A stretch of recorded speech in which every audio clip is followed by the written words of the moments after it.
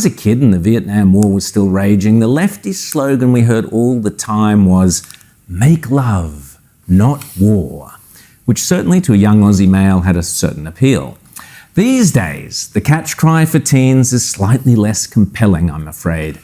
Fight climate change, not war. But that begs the question, how do you fight, in a military sense, climate change? What, with guns and stuff? Well, fortunately for today's young Aussie firebrands, the green left, there's the definition of tautology if ever you wanted one, the green left has decided to fight climate change with the help of, wait for it, a 1970s Palestinian terrorist.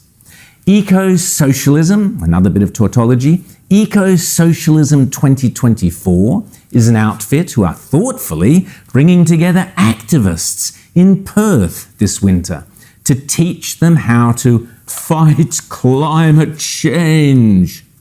And their star performer is none other than Layla Khaled, a so-called iconic Palestinian revolutionary activist and member of the Popular Front for the Liberation of Palestine.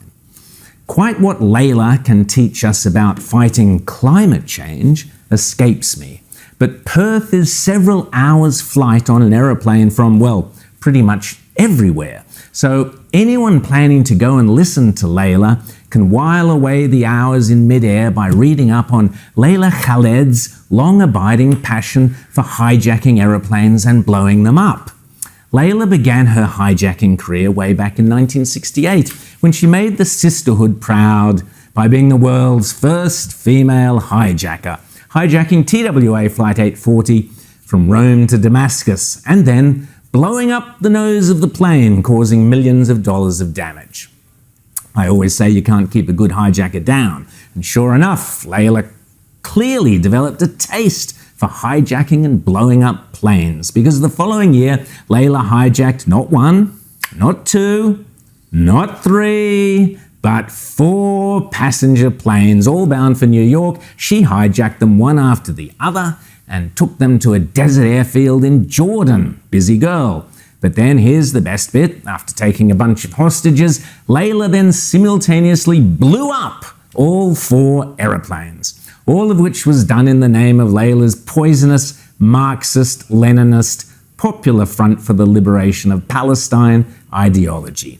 The PFLP, by the way, is a designated terrorist organization.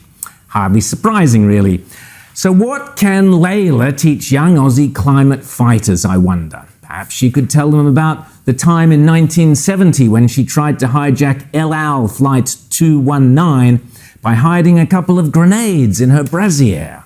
When the Israeli pilots refused to open the cockpit door, Layla's co-hijacker, a charming Sandinista terrorist called Patrick Arguello, decided to win the passengers over to his and Layla's cause through reasoned debate and sound rational arguments. No, I'm joking. He lobbed a live hand grenade down the aisle at the terrified passengers instead.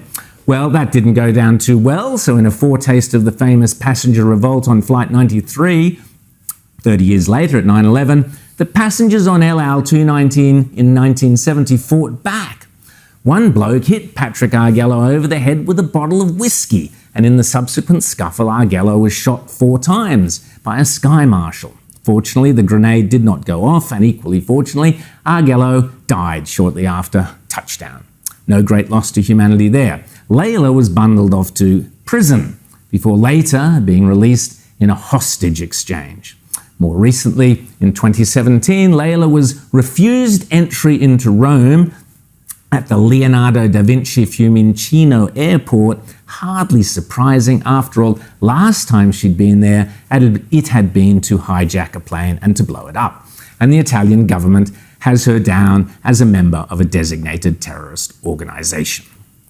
So, why is Layla Khaled coming here? This is the person eco-socialism and the Green Left are flying to Australia. Interesting, the person sitting next to her, what do you do? Oh, I'm a hijacker. Oh, right, okay, great. As their star celebrity speaker to help eager young socialists learn how to fight climate change, not war. an iconic Palestinian hijacking terrorist. I've always said that Penny Wong, Anthony Albanese, and the rest of the Labour Party and the modern left are no friends of Israel. Here's their chance to prove me wrong. If Italy denied this vile woman a visa, so can Australia. I am urging the Australian government now to immediately cancel this woman's visa and to deny her entry to Australia, and I urge you to lobby your local MP and demand that this woman not be permitted to set one foot in this country.